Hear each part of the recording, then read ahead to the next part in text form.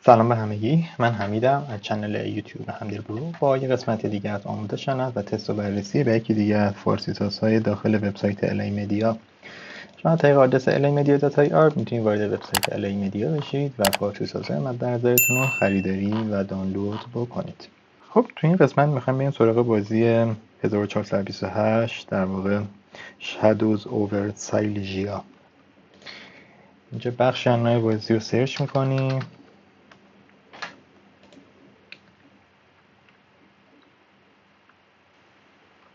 میریم داخل صفحه اختصاصیش. نام کامل بازی اینجا میتونید مشاهده کنید. فارسی ساز برای پلتفرم پی سی هم کامپیوتر خونگیه. حجمش هم اینجا مشخصه. برای تهیه فارسی ساز هم کافیه روی دکمه افزودن به سبد خرید کلیک کنید و بعد روی آیکون سبد خرید و بعد مرحله بعد و اگه تو وبسایت ثبت نام و لاگین نکردید کافیه همینجا نام و نام خانوادگی شما موبایلتون رو وارد کنید و با کلیک روی دکمه ثبت سفارش شما ثبت میشه و بعد کافیه که اون مبلغ قابل پرداخت رو به این شماره حسابی که تو این صفحه برای شما نمایش داده میشه واریز کنید و یک اکتیو فیش واریزی رو همراه با شناسه سفارشی که از وبسایت دریافت میکنید رو برای ادمین تلگرام ارسال کنید. ادمین تلگرام درخواست شما رو بررسی و تایید میکنه و بعد شما میتونید وارد حساب کاربری خودتون بشید و بخش سفارش ها وارد جزئیات سفارش مد نظرتون بشید و تو اون صفحه اقدام به دانلود فایل ها بکنید. خب بریم به این اصل. من برم داخل فولدر بازی اینهاش. اون چیزی که در واقع به عنوان فارسی ساز از وبسایت دریافت می‌کنید در واقع میشه محتوای این فولدر. من میرم داخلش. این فایل راهنماشو خب نکته خاصی که نداره. این فایل اگزر رو اجرا میکنم.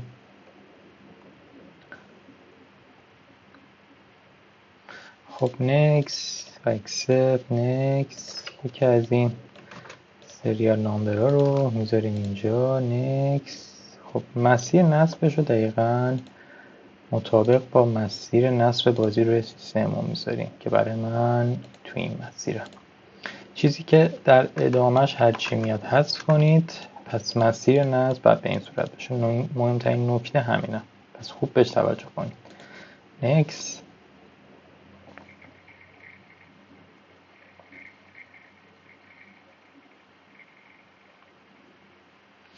و تمام. خب بریم برای اجرا.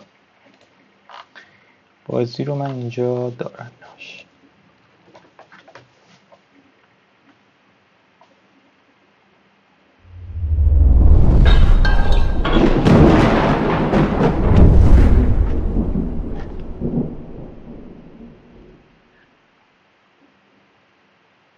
خب بسیار عالی. اولین نشونه عملکرد درست فارسی ساز رو با هم مشاهده کردیم. خب منو هم که به خوبی فارسی سازیش انجام شده و بریم یه بازی جدید شروع کنیم و عملکرد فارسی ساز رو خود بازی هم ببینیم. خب اینو انتخاب میکنیم.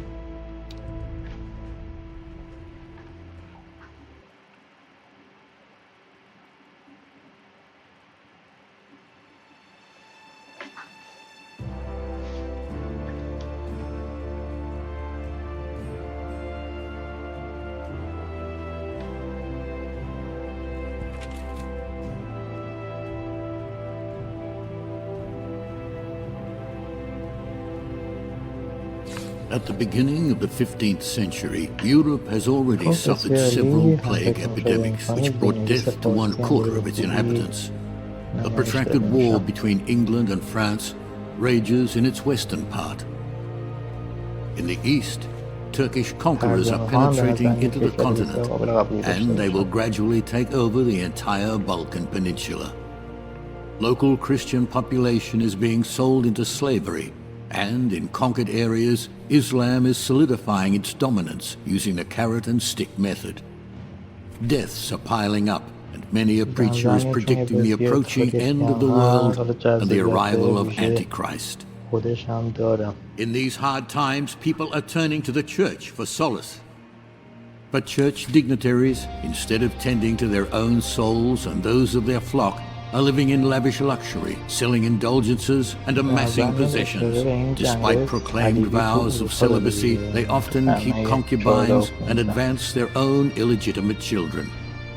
Never-ending conflicts between secular and church powers culminate in the appointment of 2 popes. Both of them are unequivocally convinced of their own legitimacy. Religious storms are starting to ravage Europe. Preachers and scholars criticize the moral decay of the church. Among them is the rector of the university in Prague, Jan Hus. He calls the Pope the Antichrist, and in retaliation, the Pope labels Jan Hus a heretic and excommunicates him. Jan Hus is invited to a council in Constance, where he is eventually sentenced for his opinions and burned at the stake.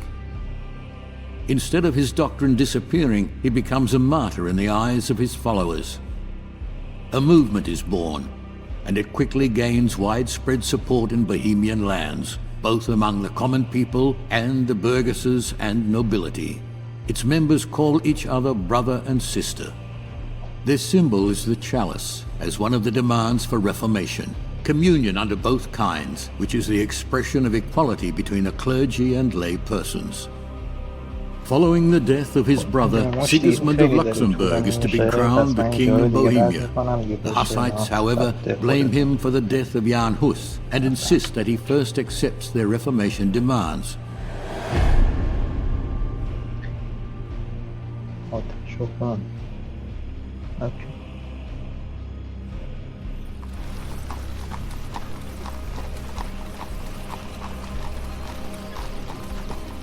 گرافیک بالی داره. حالا اگر گیم پلی باحال‌تری هم داشته باشم.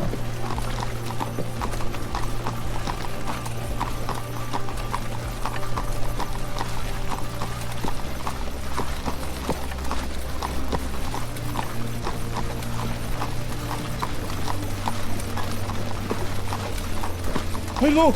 Rosdorf is in sight now! دیالوگان که خوبی داره. We're getting close.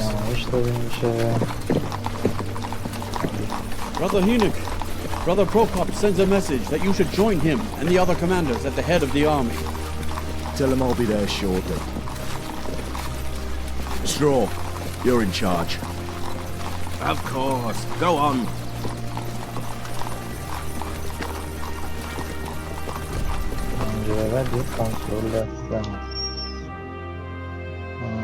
چرا خوبه که راهنماها هم فارسی سازیشون انجام شده. چرخش دوربینش خیلی خوبه.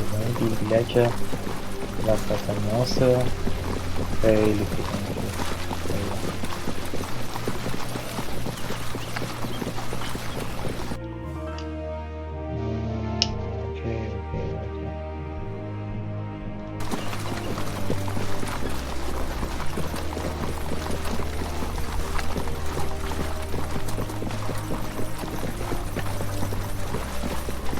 شاید خوب برخوردا انجام میشه. این جزئیات خیلی مهمه.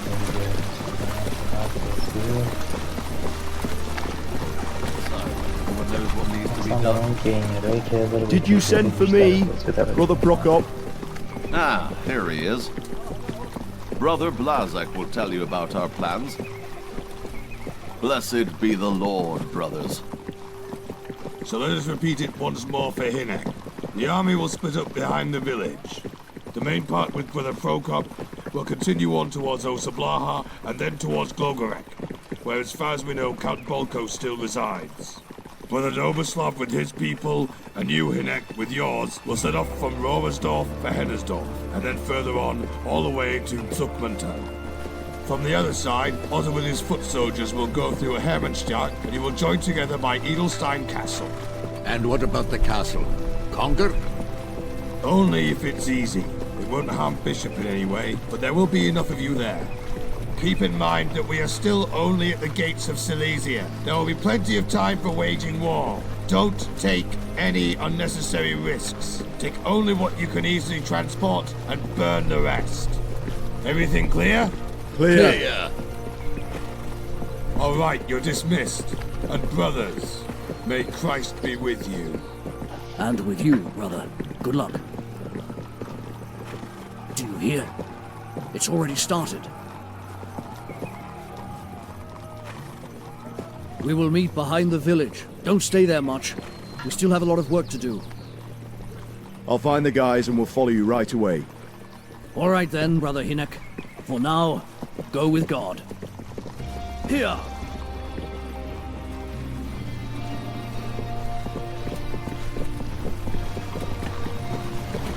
پلی خیلی فرق متفاوتی داره.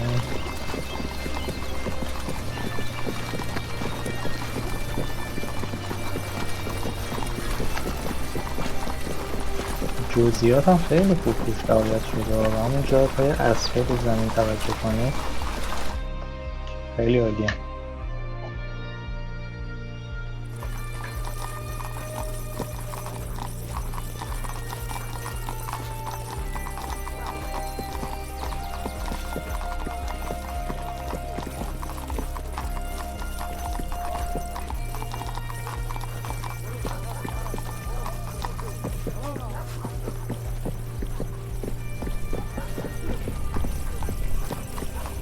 مشخص ما جز اون آدم خوبه یا آدم بده البته چون داستانه که اصلا آدم خوب وجود نداره.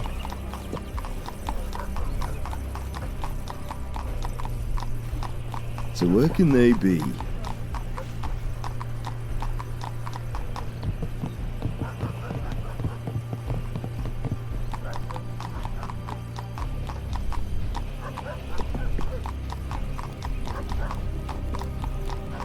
Straw! Hinek, look what we have here. Local hero. Leave me alone! Heretics! Devils! خوبه که انتخابم داریم میدونم چقدر فارسی میتونه کمک کنه بهمون. Well, what's new with Prokop? Grab your things, jump onto the wagons and we're off. Pukala is waiting for us behind the village. اما جز این وحشیه Do we have to go with the Poles? Shut up and hurry. Where is Father Divish? Maybe he went off somewhere to take a piss. Oh, there he is. Well, didn't you hear? Pack up your junk and we're off to plunder with the Poles. Wenzel, you go grab the others. Where are we off to, Brother Hinek? We will join up with the Poles and go towards Hennersdorf. Hennersdorf it is. Onwards. خب بسیار عالی. خب دوستان فکر کنم تا همینجا کافی باشه. امیدوارم که از این ویدیو هم لذت برده باشید. لطفا کانال یوتیوب ما رو سابسکرایب کنید، ویدیو رو لایک کنید، روی زنگوله هم بزنید که با آپلود ویدیوهای بعدی به لحظه باشید. پیشنهاد یا مورد خاصی هم رو زیر این ویدیو کامنت کنید تا ویدیو بعدی. فعلا